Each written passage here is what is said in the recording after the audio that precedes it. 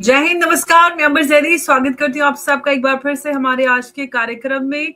दोस्तों, वेस्ट बंगाल में चुनाव नजदीक है और जो राजनीतिक भूचाल है वो उफान पर है। और ममता दीदी, आप सब जानते हैं कि ग्रीन फाइल लेकर वो काफी परेशान नजर आ रही है। और एक बार फिर से वो काफी आक्रामक मोड में है। लेकिन जिस तरह से चीजें डेवलप हो रही हैं वेस्ट बंगाल में, काफी इंटरेस्टिंग स्थिति बनती जा रही है। ऐसा लग रहा है कि इस बार जो एसआईआर है और बाकी सभी कार्रवाइयों का ममता दीदी के ऊपर काफी असर हुआ है और कुर्सी खतरे में आ गई है। और इस पर बात करेंगे। हमारे साथ मौजूद है नाजिया इलाही खान, जो वेस्ट बंगाल पे काफी नजर रखती है और वहां पर रही भी है और वहां से काफी जुड़ाव है इनका। तो इनसे बात करेंगे। नाजिया, बहुत स्वागत है आपका। नमस्कार, जय हिंद।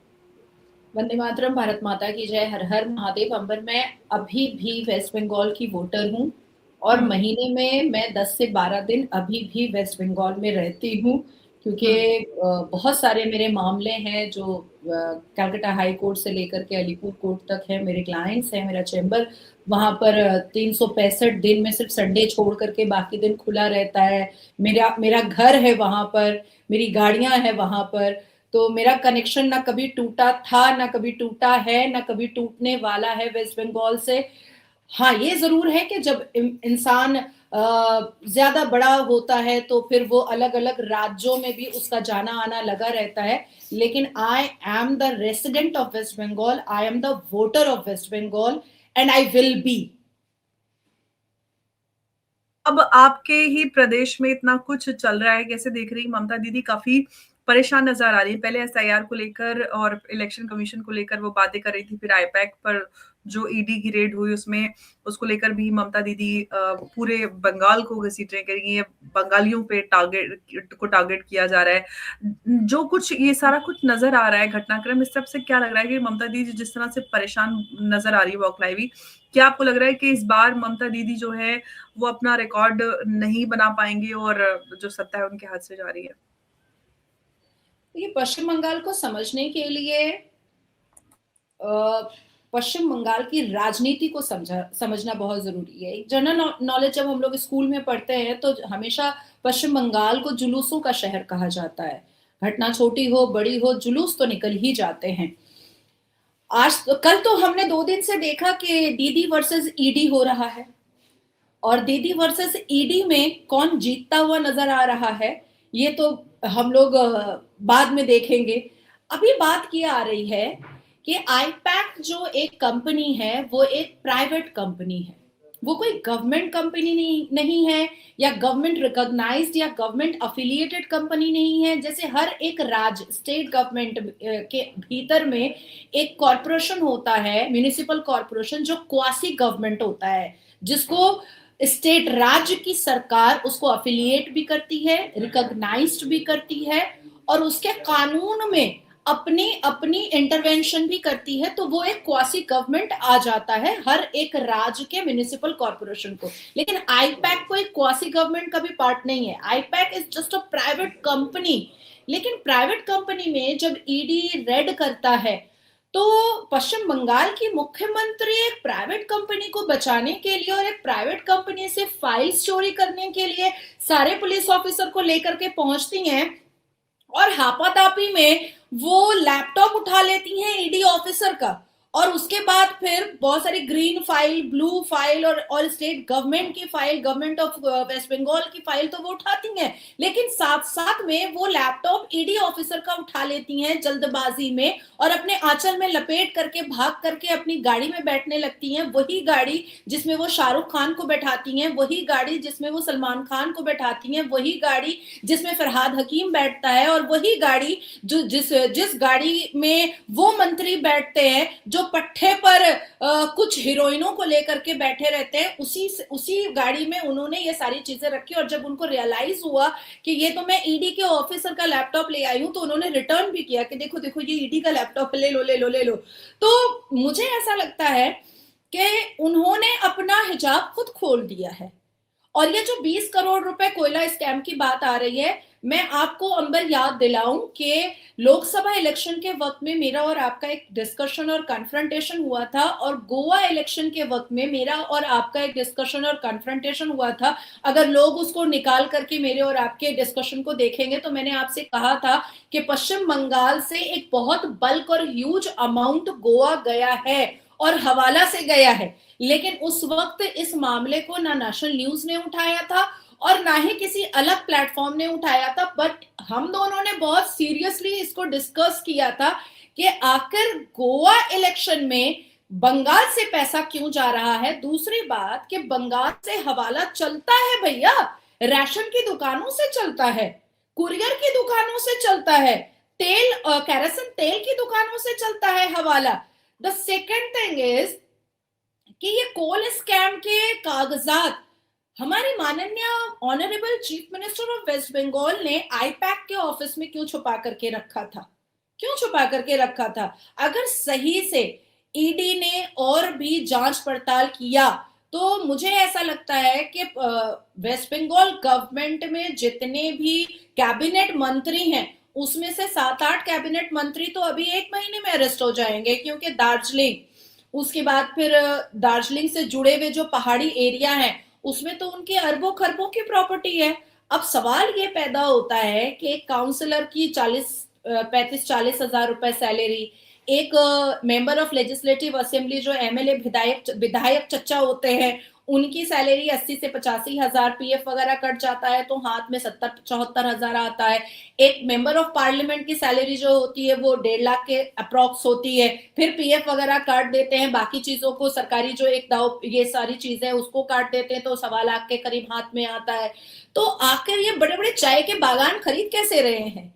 आखिर ये बड़े बड़े विला और बंगलो खरीद कैसे रहे हैं? आखिर इनके पास इतनी लग्जरियस लाइफ कैसे है? तो it's very clear, it's very transparent कि स्कैम हो रहा था और अब लीगल प्रोसेस है। अब लीगल प्रोसेस आते आते अगर वो 2026 हो गया और 2026 में विधानसभा इलेक्शन है तो इट्स नॉट मीन के इलेक्शन जैसे जैसे नजदीक आ रहा है वैसे वैसे ईडी का रेड नजदीक आ रहा है या ईडी का रेड हो रहा है। नहीं नहीं, ये नहीं है।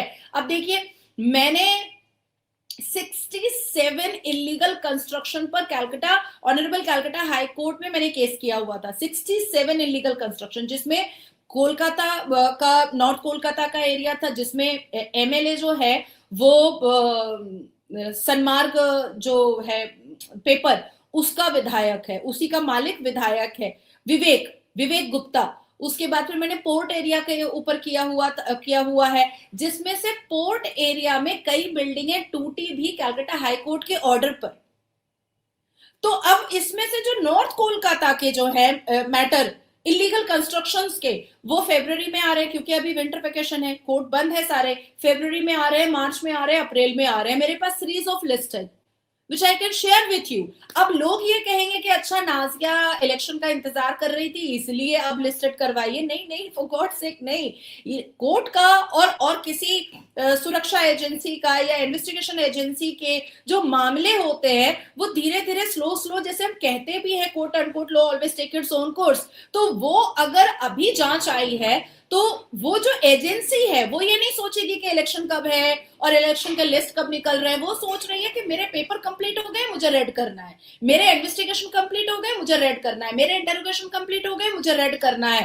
That's it, that's all. तो इसको इससे ना जोड़ा जाए कि 2026 का विधानसभा इलेक्शन पश्चिम बंगाल में आ रहा है इसलिए ईडी का रेड हो रहा है। नहीं, ये लीगल प्रोसेस है, ये लीगल प्रोसीजर है और कानूनी तरीके से कोर्ट हो, पुलिस स्टेशन हो या सीबीआई हो या ईडी हो या एनआईए हो या एनएसजी हो, ये लोग अपनी फाइल जब तक कंप्लीट नहीं करते हैं तब तक किसी इनिशिएट पर या किसी फाइनल स्टेप पर नहीं पहुंचते हैं। तो ये एक पार्ट पहले क्लियर हुआ। द सेकेंड थिंग इज कि चोर की दाढ़ी में तिनका होता है भाई।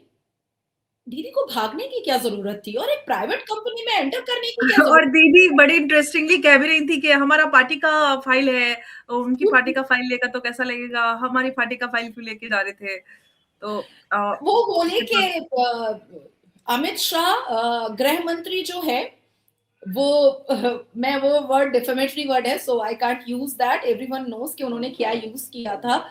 তো আমার ফাইলটা কেন নিয়ে নেবে? এই গৃহমন্ত্রী আমার ফাইলটা কেন নিয়ে নেবে? আমি কি ফাইল দিয়ে দেব? আর তোমার তোমার রাজ্যতে আমি ঢুকে ঢুকে তোমার ফাइलটা নিয়ে নেব, তাহলে তুমি কি করবে? मतलब ये जो आप बोल रही है कि तुम्हारे राज में, तुम्हारे भाजपा के राज में हम घुसेंगे और तुम्हारा फाइल लेकर के आएंगे तो तुम क्या करोगे? अरे भाई, ED is a separate desk, गृह मंत्री इज अ सेपरेट डेस्क। लेकिन प्रॉब्लम क्या है ना, कि जो जाहिल वोटर्स होते हैं उनको अट्रैक्ट ऐसे ही किया जाता है कि ईडी कुछ कर रहा है, अमित शाह ने किया, एनआईए कुछ कर रहा है, अमित शाह ने किया, सुप्रीम कोर्ट कुछ कर रहा है, अमित शाह ने किया। मतलब हम तो चाणक्य जी समझते थे मोटा भाई को, यहाँ तो मुझे ऐसा लग रहा है कि ईडी के जो जो मेन हेड है, ऑफिसर है, वो भी हमारे मोटा भाई हो गए। अब बहुत जरूरी बात यह है कि ये सबसे ज्यादा खुद अपनी ही उलझनों में उलझ गई हैं। इसलिए उलझ गई हैं अंबर, क्योंकि जैसे जैसे तोलाबाजी स्टार्ट हुआ, उसके बाद रेप स्टार्ट हुआ, उसके बाद फिर लैंड माफिया स्टार्ट हुआ, उसके बाद फिर लैंड जिहाद स्टार्ट हुआ, उसके बाद फिर लव जिहाद बंगाल में स्टार्ट हुआ, उसके बाद घुसपैठिया तो खैर लेफ्ट फ्रंट के जमाने से स्टार्ट था। तो ये सारी चीजों पे एक महत्वपूर्ण डिसीजन राज्य की मुख्यमंत्री को लेना चाहिए था कि इतना भी क्राइम में इन्वॉल्वमेंट उनके उनके ही कैबिनेट मिनिस्टर्स का नहीं हो सकता है या नहीं होना चाहिए, कि आने वाले वक्त में जब ये भांड फूटे तो मेरा ही पूरा कैबिनेट मंत्रालय खाली हो जाए। ये एटलीस्ट उनको सोचना चाहिए था। और आज उनको बुरा लग रहा है कि देखो देखो देखो मेरा फाइल ले रहा है। अरे तुम्हारा फाइल कैसे ले रहा है? वो तो एक प्राइवेट कंपनी आईपैक का फाइल ले रहा है। अच्छा, सबसे विडंबना वाली बात यह है कि अब तक मोर देन इट्स 30 आवर्स अब तक सीआईएसएफ जो आसपास में था उसने ममता बनर्जी के ऊपर कोई केस नहीं किया है। ये भी एक बहुत बड़ा सवालिया निशान है कि आप सीआईएसएफ ने क्यों नहीं केस किया है।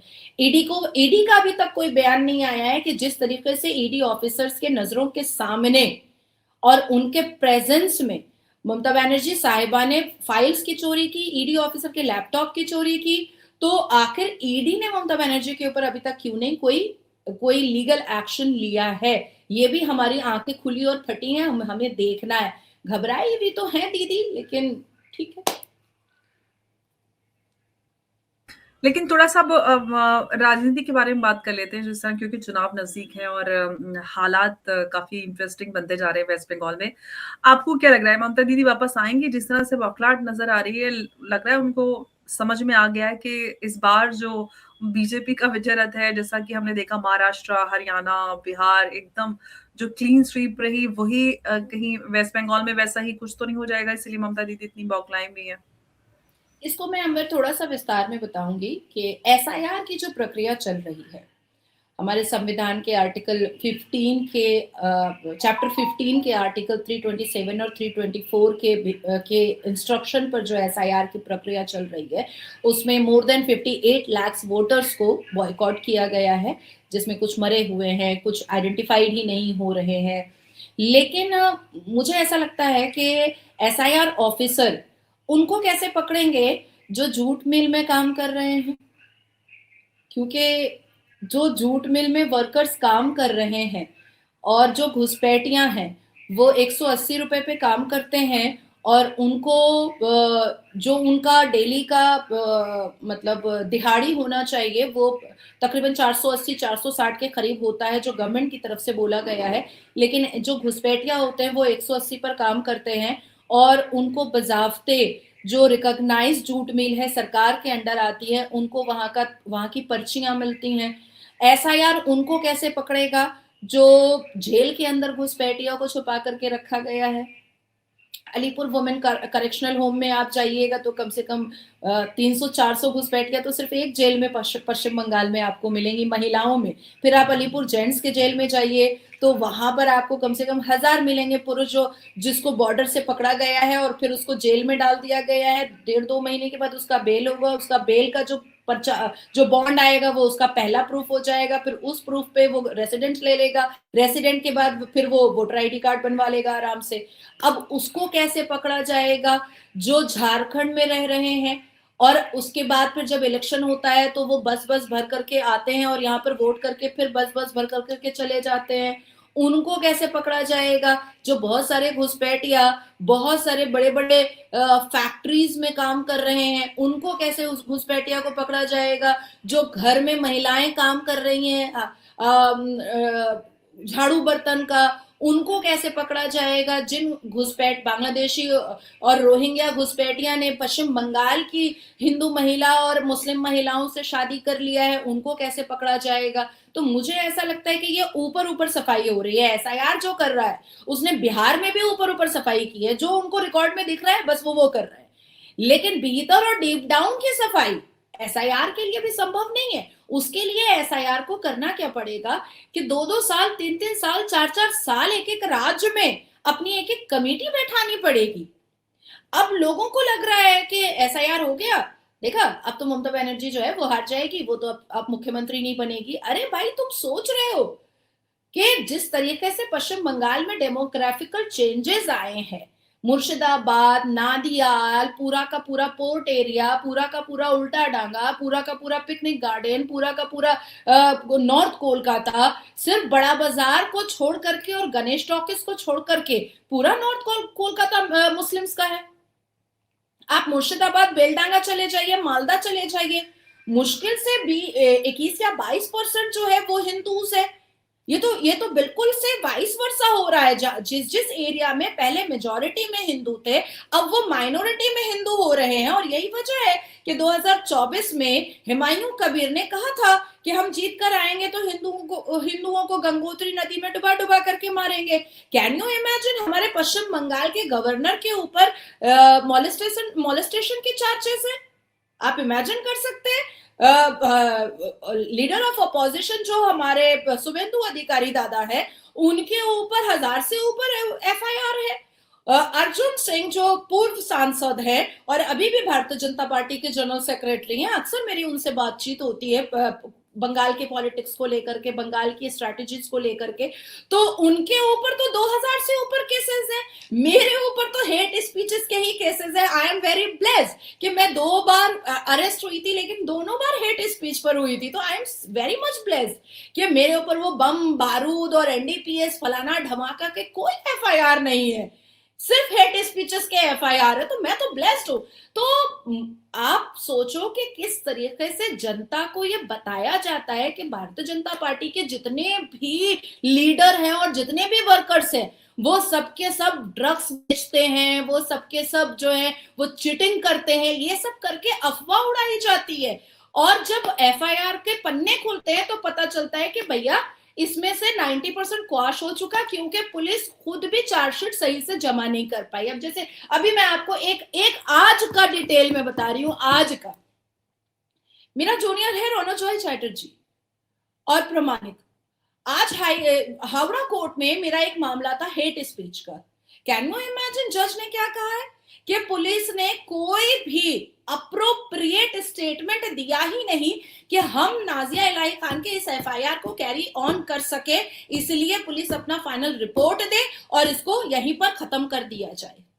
ये हावड़ा कोर्ट ने कहा है, जज ने कहा है कि आपने एफआईआर कर दिया, लेकिन आपके पास तो कोई अप्रोप्रिएट चीज ही नहीं है। तो मुझे ऐसा लगता है कि पॉलिटिकल मुद्दे पर अगर हम जाते हैं तो 58 लाख वोटर्स या मोर देन 58 लाख वोटर्स अगर एसआईआर की तरफ से कट रहे हैं या बॉयकॉट हो रहे हैं या उनका हिजाब खुल रहा है, इट्स नॉट मीन कि ममता जीत नहीं सकेगी। उसके लिए भारतीय जनता पार्टी को बहुत ही दबंग, बहुत ही धाकड़, बहुत ही सिंघम टाइप के जो कैंडिडेट्स हैं वो उतारने पड़ेंगे। अपनी स्ट्रैटेजी में आपको ये कंफर्म करना पड़ेगा कि आप अभी भी उम्मा और फी सबीलिल्लाह वाले का तलवा चाटते रहेंगे, या आप संविधान और देश के कानून के हिसाब से अपनी स्पीचेस को भी रखेंगे, या आप अभी भी उम्मा और फी सबीलिल्लाह वाले को फेवर करके अपनी स्पीचेस को रख करके आप उनको भी मलाई चटाने की कोशिश में, उनका वोट लेने की कोशिश में, अपने अस्तित्व को, अपने धर्म को, अपने अध्यात्म को भूल करके आप अपनी बातों को रखेंगे और धोबी का कुत्ता हो जाएंगे, ना घर के ना घाट के, या आप एक जगह स्टैग्नेट रहेंगे कि भाई हम भारतीय जनता पार्टी वाले जितने भी कैंडिडेट है और जितने भी स्पीकर है, हम भाई बात करेंगे संविधान और कानून की बात करेंगे और अपने अपने पॉलिटिकल पार्टी के योजनाओं बारे में बात करेंगे और देश की सुरक्षा के बारे में बात करेंगे। अब पश्चिम बंगाल की जनता को ये तय करना पड़ेगा कि उनको पश्चिम बंगाल में गजवाए हिंद चाहिए या भगवाए हिंद चाहिए। ये जनता तय करेगी। दूसरी बात कि अगर वाकई में पश्चिम बंगाल में अब भी हिंदू मेजोरिटी है, क्योंकि हमारे पास 2025 का कोई डेटा नहीं है, तो हम दोनों एक बहुत ही रेनाउंड फेस है, तो हवाबाजी में बात करके कोई फायदा नहीं है। तो 2025 का क्योंकि डेटा हमारे पास नहीं है कि कितना रेशियो चला गया मुसलमान का और कितना परसेंटेज चला गया हिंदुओं का। अगर वाकई में मेजोरिटी में अभी भी हिंदू हैं, तो अब हिंदुओं को सोचना पड़ेगा कि पश्चिम बंगाल को बांग्लादेश बनाना है या पश्चिम बंगाल को हिंदुस्तान का ही एक संवैधानिक राज रखना है। ये भी वोट देने से पहले हिंदुओं को सोचना पड़ेगा। नाज़ी एक बहुत इम्पोर्टेंट पॉइंट है, क्योंकि जब भी हम वेस्ट बंगाल की चर्चा करते हैं तो वेस्ट बंगाल के जो वोटर्स हैं काफ़ी अनप्रेडिक्टेबल नज़र आते हैं, क्योंकि जो भी स्थिति है वेस्ट बंगाल की वो आज तो है नहीं। इतने समय से देख रहे हैं कि वहाँ पे हालात पोस्ट पोल वायलेंस और बीजेपी और संघ के कार्यकर्ताओं के साथ जो वायलेंस होता है, पोस्ट पोल वायलेंस, रेप्स और क्या कुछ वहाँ पर नज़र नहीं आता। आपको सब कुछ वहाँ पर पता है। उसके बाद भी हमें ममता दीदी के खिलाफ वो एक तो एंटी इनकम्बेंसी और दूसरा ये सारी चीजें बदलने के लिए कुछ ऐसी जागरूकता नजर नहीं आती। इसके पीछे का क्या कारण है? मतलब कंफ्यूज थे लोग, डरे हुए हैं, क्या परेशानी है? इट्स वेरी ट्रू अंबर के लोग तो डरे हुए हैं ही हैं, क्योंकि जब पश्चिम बंगाल में गवर्नर के ऊपर मोलेस्टेशन के चार्जेस लग जाते हैं, आप घर में बैठी हैं, आप अपना एक यूट्यूब चैनल चला रही हैं, आपके ऊपर चार्जेस लग जाएंगे बैठे बैठे। पुलिस आएगी और कभी 2 4 10 12 20 पुलिस नहीं आती है, 200 से ऊपर पुलिस आती है एक महिला को और एक व्यक्ति को अरेस्ट करने के लिए। मतलब पूरा काफिला आता है। यस, मतलब आई हैव सीन बाबा, मैंने देखा हुआ है। तो वो पूरा उसका लैपटॉप, उसका पूरा गैजेट्स उठा करके ले जाएगी। तो डरे हुए तो हैं व्यक्ति, डेफिनेटली डरे हुए। मैं सुप्रीम कोर्ट के बाहर बोलती हूँ कुछ और एफआईआर होता है, दिल्ली में नहीं होता है, वो पश्चिम बंगाल में होता है। तो एफआईआर की वजह से लोग डरे तो रहते हैं और उठा करके जेल लेकर जाता है। डेट पे डेट बहुत मुश्किल से बेल होता है। ये एक रीजन तो बहुत बड़ा है। दूसरा इग्नोरेंस भी है पश्चिम बंगाल में। वेस्ट बंगाल में ना आप एक चीज ट्रेंड देखिएगा, एक टेंडेंसी होती है उनकी और एक मतलब थॉट प्रोसेस है बंगालीज का, आमरा बंगाली। वो कभी ये सोचते ही नहीं है कि आमरा हिंदुस्तानी, आमरा भारतीय नागरिक। वो बार बार कहते हैं आमरा बंगाली। फिर तीसरा उनको लगता है कि भाई हम ये सब झमेले में फंसेंगे, हमारे ऊपर एफआईआर होगा, बेवजह का खर्च हो जाएगा और उसके बाद फिर हमको जेल भी खटना पड़ेगा, और तो इन सब झोल झमेले में जाकर के कोई फायदा नहीं है। तीसरी सबसे बड़ी बात है कि जिस दिन वोटिंग होती है उसके रात में जो नोटों की बारिश होती है और बिरयानी का जो डब्बा मिलता है और दारू का जो बोतल मिलता है, बस बैलेट बॉक्स भर जाता है, चुपचाप जोड़ा फूल छाप हो जाता है। ये वाली हालत होती है। And the fourth and very important thing is कि वेस्ट बंगाल में निठल्ले इतने लोगों को, vagabond kind of nature youngsters को तृणमूल कांग्रेस के द्वारा इतने पैसे भरे जाते हैं कि वो फेक र्यूमर्स बहुत उड़ाते हैं। और लोग क्या सोचते हैं कि हम एक बार सर्च कर लें, एक बार पता कर लें, इसमें वो जाते नहीं। उनको लगता है वेस्टेज ऑफ टाइम है। वो सोचते हैं कि ये जो आ गया है यही फैक्ट है, हम इसी को समझ लें। अब जैसे हालिया में मुझे पता चला कि मेरे लिए कहा जा रहा है कि मैं चरसी हूँ, गंजेड़ी हूँ, और मैं हिंदुस्तान का ऐसा कोई हॉस्पिटल नहीं बचा है जिसमें मैंने अबॉर्शन नहीं कराया है। तो ये सारी चीजें मेरे बारे में पश्चिम बंगाल में, अब क्योंकि इलेक्शन आ रहा है तो उसको उड़ाया जा रहा है। और मैं बहुत सारा कमर्शियल अमाउंट का कोकीन और चरस सप्लाई करते वक्त अरेस्ट हो गई। ओ माय गॉड, कब हुआ ये कब हुआ है? ये मुझे प्लीज बता दो कि ये कब हुआ है कि मैं ड्रग्स के केस में गई हूँ। हाँ, मेरे ऊपर 108 एफआईआर हुए थे, जिसमें से मैंने 69 एफआईआर को मैंने ऑलरेडी हाई कोर्ट से क्वाश किया हुआ है। मैं और सारे के सारे एफआईआर हेट स्पीचेस के हैं। मैं कभी भी ड्रग्स के मामले में नहीं गई हूँ, कभी भी नहीं गई हूँ। तो अभी मैंने परसों के दिन मैंने गृष्पाक पुलिस स्टेशन में एफआईआर किया है उन लोगों के खिलाफ जिन्होंने ये र्यूमर उड़ाया और वायरल किया है। अब 9 दिन पहले कोलकाता से मुझे मोर देन 1000 कॉल्स आए कि दीदी आप नहीं अरेस्ट हुए गए। मैंने कहा हैं? तो फिर फोन कौन उठा रहा है, मतलब दीदी आप अरेस्ट हो, फोन कौन उठा रहा है तब? तो नहीं, एक यहाँ पर एक न्यूज वायरल हुआ है जिसमें आप अरेस्ट हो गई हैं मास्क लगाए हुए। मैंने कहा मास्क के अंदर झांक के देखो कि कौन है, मैं हूं या कोई और है। तो इस तरीके के प्रोपेगेंडे के लिए ना वैगाबॉन्ड टाइप ऑफ यंगस्टर्स को ह्यूज पैसे दिए जाते हैं, ह्यूज पैसे, कि तुम बैठो और तुम जितने भी एक्टिविस्ट हैं, जितने भी मोटिवेशनल स्पीकर हैं, जितने भी राष्ट्रभक्त हैं, जितने भी राष्ट्रवाद है, जितने भी भारतीय जनता पार्टी के महिलाएं और पुरुष हैं, उनको तुम डिफेम और मलाइन करते रहो और उनके बारे में गलत सिनेरियो, इंग्रीशियस अबनॉक्शियस सिनेरियो क्रिएट करते रहो और उनके कैरेक्टर के साथ खेलते रहो। ये भी होता है और ये भी एक बहुत बड़ा रीजन है कि बंगालीज क्या होते हैं कि ये बड़े मतलब आराम वाले होते हैं, कि सोचते हैं कि कौन जाएगा इतना रिसर्च करने के लिए, हमने देख लिया, दैट्स ऑल। नहीं, ये जनरल लोगों की मानसिकता होती है, क्योंकि लोगों के सामने जो इन्फॉर्मेशन आ जाती है वो उसी को सच मानते हैं, और इसीलिए कहते हैं कि एक जो नैरेटिव वॉरफेयर होता है वो इसी तरह से आज के दौर में इस सोशल मीडिया का इस्तेमाल करके कोई भी इस तरह का नैरेटिव बिल्डिंग और कुछ भी हो जाता है, लेकिन काउंटर नैरेटिव चलाना बहुत इंपॉर्टेंट हो जाता है। लेकिन नाज़िर, इस सब के बीच में तो फिर हम देख रहे हैं कि बीजेपी काफी मेहनत कर रही है वेस्ट बंगाल में, तो फिर कैसे बदलाव की राह वेस्ट बंगाल में नजर आएगी फिर? मुझे इस बार संभावना भारतीय जनता पार्टी की इसलिए नजर आ रही है क्योंकि जिस हिसाब से बलात्कारियों को समर्थन मिला है, जिस हिसाब से तोलाबाजी कंटिन्यूअसली अभी भी कैरी ऑन है, जिस हिसाब से कैबिनेट मंत्री के मुंह से अनकॉन्स्टिट्यूशनल स्टेटमेंट्स निकले हैं, जिस हिसाब से घुसपैठियाओं का पूरा पर्दाफाश हुआ है, और जिस हिसाब से ये चिटफंड कंपनीज को लेकर के ममता बनर्जी का कंसर्न दिखाई देता है, और 30 घंटे पहले हमने एक प्राइवेट कंपनी आईपैक के लिए जो कंसर्न हमने देखा ममता बनर्जी का, वो भी एक बहुत बड़ी वजह तो बन रहा है। और कहीं ना कहीं हम लोग देश और विदेश से बैठ करके, हम जैसे राष्ट्रभक्त लोग जो रोज राष्ट्रभक्ति की बात करते हैं और संविधान भक्ति की बात करते हैं, उसको भी पश्चिम बंगाल के लोग अब सुन रहे हैं और समझने की कोशिश कर रहे हैं। बस अब सिर्फ दो ही काम करना है।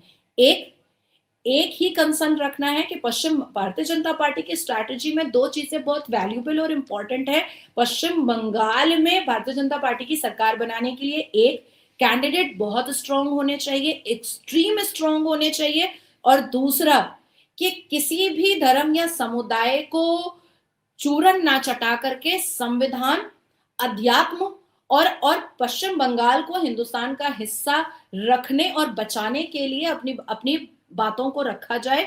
इसके अलावा जरूरी नहीं है कि आप मुसलमानों को आकर्षित करने के लिए टोपी पहन लीजिए और साफा डाल लीजिए और मुस्लिम एरिया में आप मत जाइए अपने कंपेनिंग के लिए, क्योंकि मैंने क्या देखा 2019 में मैं वहां पर प्रचारक रही हूँ, 2021 में मैं प्रचारक रही हूँ, 2024 में मैंने प्रचार किया है, 2019 में मैंने प्रचार स्मृति ईरानी जी के साथ किया है, बहुत सारे कैबिनेट मिनिस्टर्स के साथ किया है, मिथुन चक्रवर्ती जी के साथ किया है।